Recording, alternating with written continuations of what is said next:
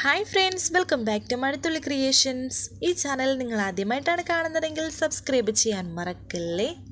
അങ്ങനെ മീനാക്ഷിക്ക് തൻ്റെ കുഞ്ഞിനെ കിട്ടിയിരിക്കുന്നുണ്ട്. കുഞ്ഞിനെ കിട്ടാൻ മീനാക്ഷിയുടെ കൂടെ നിന്ന് സഹായിച്ചത് കാർത്തിയും നന്ദിനിയും തന്നെ. കുഞ്ഞുമായി ഹോസ്പിറ്റലിൻ്റെ പുറത്തേക്ക് ഇറങ്ങുന്ന സമയം സഹീറയും മൈഥിലിയുമൊക്കെ അവിടെ എത്തുകയും ചെയ്തു. സഹീറയെ കണ്ട് ടെൻഷനോടെ നിൽക്കുകയാണ് മീനാക്ഷി.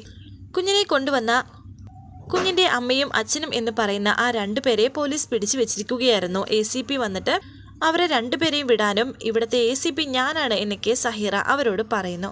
അങ്ങനെ ഇപ്പോൾ അയാളെ രണ്ടുപേരെയും വിടുന്നുണ്ട്. നിങ്ങളെന്താ എനിക്ക് സല്യൂട്ട് ചെയ്യാത്തത്? സല്യൂട്ട് ചെയ്യടോ എന്ന് പറഞ്ഞ് സഹീറ അവരോട് പറയുന്നു. കുഞ്ഞിനെ ഇവർ തട്ടിയെടുത്തു എന്നല്ലേ പറയുന്നത്? കുഞ്ഞിനെ ഇവർ തട്ടിയെടുത്തതല്ല, കുഞ്ഞിൻ്റെ പെറ്റമ്മ ഇവർക്ക് വളർത്താൻ കൊടുത്തതാണ്. മൈഥിലിക്ക് ആർക്ക് വേണമെങ്കിലും ഈ കുഞ്ഞിനെ കൊടുക്കാം, കാരണം അവളാണ് ഈ കുഞ്ഞിൻ്റെ പെറ്റമ്മ. അപ്പോൾ കൊച്ചിൻ്റെ അച്ഛനോ എന്ന് മീനാക്ഷി പറയുമ്പോൾ പോലീസ് പറയുന്നുണ്ട്, ACP പറയുന്നുണ്ട്, അമ്മ ആരെ ചൂണ്ടിക്കാണിക്കുന്നു അതാണ് കുഞ്ഞിൻ്റെ അച്ഛൻ. മൈഥിലി ACP അവിടേക്ക് വിളിക്കുന്നുണ്ട്. അങ്ങനെ മൈഥിലി അവിടേക്ക് വരുമ്പോൾ ഞെട്ടലോടെ നിൽക്കുകയാണ് മീനാക്ഷിയും നന്ദിനിയും. മൈഥിലി അവിടേക്ക് വന്നു.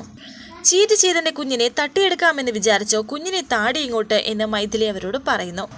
നീ വീണ്ടും എന്നെ തോൽപ്പിക്കാനോ എന്ന് സഹീറയോട് കാർത്തി ചോദിക്കുമ്പോൾ നിങ്ങളെ തോൽപ്പിക്കാൻ കിട്ടുന്ന ഒരു അവസരവും സഹീറ പാഴാക്കില്ല എന്ന് സഹീറ പറയുന്നു. ദേഷ്യത്തോടെ മൈഥിലി വീണ്ടും മീനാക്ഷിയോട് പറയുന്നുണ്ട്, എൻ്റെ കുഞ്ഞിനെ തരാൻ. കുഞ്ഞിനെ കൊടുക്കാതെ നന്ദിനി നോക്കുകയാണ് മീനാക്ഷി. എന്താടി കുഞ്ഞിനെ തരാൻ ഇത്രയും താമസം? ഇങ്ങോട്ട് താടി എൻ്റെ കുഞ്ഞിനെ എന്ന് പറഞ്ഞ് മൈഥിലി ഇപ്പോൾ മീനാക്ഷിയുടെ കയ്യിൽ നിന്നും കുഞ്ഞിനെ പിടിച്ചു വാങ്ങി. കുഞ്ഞാണെങ്കിൽ വല്ലാത്ത കരച്ചിൽ. കുഞ്ഞുമായി മൈഥിലി അവിടെ നിന്ന് പോകുന്ന സമയം അവിടേക്ക് ഗിരി വരുന്നുണ്ട്. മേഡം പോവുകയാണോ എന്ന് ഗിരി ചോദിക്കുമ്പോൾ താൻ ആരാ എന്ന് ACP ഗിരിയോട് ചോദിക്കുന്നു. ഞാനൊരു സാധാരണ പൗരനാണെന്ന് ഗിരി പറയുമ്പോൾ പൗരൻ്റെ പണി നോക്കുന്ന സഹീറ പറഞ്ഞു.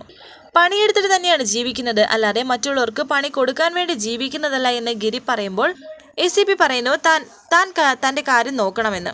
ഈ കാര്യത്തിൽ എനിക്ക് ചെറിയൊരു റോളുണ്ട്, അതുകൊണ്ടാണ് ഞാൻ വന്നതെന്ന് Giri. This is a court order. Vaiga എന്ന കുഞ്ഞിൻ്റെ ഉടമസ്ഥത കുഞ്ഞിൻ്റെ അച്ഛനായ കാർത്തികിനെ കൈമാറിക്കൊണ്ടുള്ള കോർട്ട് ഓർഡറാണ് ഇത് എന്ന് ഗിരി പറയുന്നു. അപ്പോൾ അത് കേട്ട് വളരെ സന്തോഷത്തോടെ മീനാക്ഷിയും നന്ദിനിയും നിൽക്കുന്നു. അതുപോലെ കാർത്തിയും. അത് വാങ്ങിച്ച് സഹീറ നോക്കുന്നു. ഇത് വാങ്ങി വരാൻ കാർത്തിയനെ പറഞ്ഞയച്ചതാണെന്ന് ഗിരി പറയുന്നു. അല്ലെങ്കിൽ കുറെ പോലീസുകാരെയും കൂട്ടി മേഡം നനഞ്ഞ ഓലപ്പടക്കവുമായി ഇവിടേക്ക് വരുമെന്ന് ഞങ്ങൾക്ക് അറിയാമായിരുന്നു. അയ്യോ മൈഥിലി മേഡം, എന്നെ ദഹിപ്പിക്കണ്ട. നിങ്ങൾ ഈ കുഞ്ഞിനെ കൊണ്ട് നടന്ന് കാണിച്ച എല്ലാ കാര്യങ്ങളും കോടതിക്ക് ബോധ്യമായി. എവിഡൻസ് കളക്ട് ചെയ്ത് ഞങ്ങൾ കോടതിയിൽ സമർപ്പിക്കുകയും ചെയ്തു. കുഞ്ഞിനെ മീനാക്ഷിയുടെ കയ്യിൽ കൊടുത്തിട്ട് വേഗം അടുത്ത കര പിടിക്കാൻ നോക്ക് എന്നൊക്കെ ഗിരി പറയുന്നു. പെട്ടെന്ന് കണ്ണുനീരൊക്കെ തുടച്ച് മീനാക്ഷി കുഞ്ഞിനെ വാങ്ങാൻ ശ്രമിക്കുമ്പോൾ മൈഥിലി കൊടുക്കുന്നില്ല. മീനാക്ഷി പറയുന്നു, കുഞ്ഞിനെ എനിക്ക് തന്നിട്ട് വേറെ കാമുകനെ കണ്ടുപിടിക്കടി പോയി, അല്ലെങ്കിൽ പോയി തൂങ്ങിച്ചാവ്, താടി എൻ്റെ കുഞ്ഞിനെ എന്ന് പറഞ്ഞ് മീനാക്ഷി ഇപ്പോൾ കുഞ്ഞിനെ പിടിച്ചു വാങ്ങുന്നു. കുറെ മുന്നേ എന്താ പറഞ്ഞത്? എന്നെ ജയിക്കാൻ അനുവദിക്കില്ലെന്ന് അല്ലേ? നീ എനിക്കൊത്ത എതിരാളി അല്ലാത്തത് കൊണ്ട് ഞാൻ നിന്നെ വിട്ട് കളഞ്ഞതാണ്. എന്നാൽ ഇന്നു മുതൽ ഞാൻ ആ സ്വഭാവം മാറ്റി. നീ തോൽക്കാൻ തുടങ്ങുന്നു. ഒരിക്കലും നിന്നെ ഞാൻ വിജയിക്കാൻ സമ്മതിക്കില്ല എന്ന് പറഞ്ഞിട്ട് കാർത്തി അവിടെ നിന്ന് പോകുന്നു.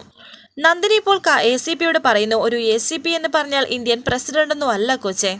തിന്ന ചോറ് വാരിലിന്റെ ഇടയിൽ കുത്തിക്കയറുമ്പോൾ ചില ആൺപിള്ളേരുടെ പിന്നാലെ പോകുന്ന ഒരു സ്വഭാവമുണ്ട്. ഗതി കേട്ടപ്പോൾ ഇവൻ നിന്റെ കരണത്തൊന്നു തല്ലി. അതിനും പ്രതികാരം ഈ കാലത്ത്. പോയി വല്ല പണി നോക്കു കൊച്ചെ എന്ന് പറഞ്ഞിട്ട് നന്ദിനി പോകുന്നു. പിന്നീട് കാണിക്കുന്നത് ആ കാര്യങ്ങളെല്ലാം കാർത്തി ഇപ്പോൾ രാജലക്ഷ്മിയെ അറിയിച്ചിരിക്കുകയാണ്. ഇവരെന്താ ഇത്രയ്ക്ക് താമസിക്കുന്നത് എന്നൊക്കെ രാജലക്ഷ്മി പറയുന്നു. അങ്ങനെ എല്ലാവരും കുഞ്ഞിനെയും കാത്ത് നിൽക്കുകയാണ്. അങ്ങനെ കാർത്തി അവിടേക്ക് വന്നു. കുഞ്ഞുമായി നന്ദിനിയും ഇറങ്ങുന്നുണ്ട്, മീനാക്ഷിയും ഇറങ്ങുന്നു. കുഞ്ഞിനെ മുത്തശ്ശിയുടെ കയ്യിൽ കൊടുത്ത് വാക്ക് പാലിക്ക്. നീ ചെമ്പകമംഗലത്തെ രാജലക്ഷ്മി അമ്മയുടെ മൂത്ത മകന്റെ മകളാണെന്ന് അമ്മ മനസ്സിലാക്കട്ടെ എന്ന് നന്ദിനി മീനാക്ഷിയോട് പറയുന്നുണ്ട്. അങ്ങനെ നന്ദിനിയുടെ കയ്യിൽ നിന്നും മീനാക്ഷി കുഞ്ഞിനെ വാങ്ങി. ഇങ്ങോട്ട് കൊണ്ടുവാ, എത്ര ദിവസമായി ഞാൻ എൻ്റെ പൊന്നുകൂടത്തിനെ കണ്ടിട്ട് എന്നൊക്കെ രാജലക്ഷ്മി അമ്മ പറയുകയും മീനാക്ഷി അമ്മയുടെ കയ്യിൽ കുഞ്ഞിനെ കൊടുക്കുകയും ചെയ്യുന്നു. അങ്ങനെ മുത്തശ്ശിന്റെ മീനാക്ഷി കൊച്ച് മുത്തശ്ശിയോടുള്ള വാക്ക് പാലിച്ചു എന്ന് കൈമൾ പറയുന്നു. കുഞ്ഞിനെ കണ്ടെത്താൻ മീനാക്ഷിയും ചെറിയമ്മയും കൂടി ചെറിയ റിസ്ക് ഒന്നും അല്ല എടുത്തത്. അതറിഞ്ഞാൽ കുഞ്ഞമ്മാവൻ വരെ ഞെട്ടിപ്പോവുമെന്ന് കാർത്തി പറയുന്നു. അങ്ങനെ എല്ലാ കാര്യങ്ങളും മീനാക്ഷി അവരോട് പറയുന്നു. ഓർത്തു വെച്ചോ കാർത്തി, പതിയെ ഇതിന്റെ 10 ഇരട്ടിയായിട്ട് നമുക്ക് തിരിച്ചു കൊടുക്കണം എന്ന് ജഗദീഷ് പറയുന്നു.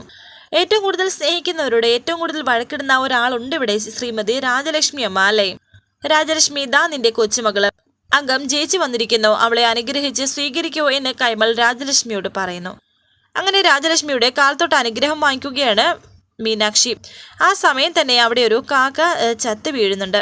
എല്ലാവരും ഞെട്ടലോടെയും ടെൻഷനോടെയും അങ്ങോട്ടേക്ക് നോക്കുന്നു. പിന്നീട് കാണിക്കുന്നത് രാത്രിയായിരിക്കുന്നു. എല്ലാവരും സന്തോഷത്തിൽ തന്നെയാണ്.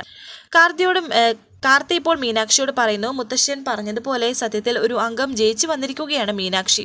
അത് കേട്ട് മീനാക്ഷി ഒരു പുഞ്ചിരിയോടെ ഇരിക്കുന്നുണ്ട്.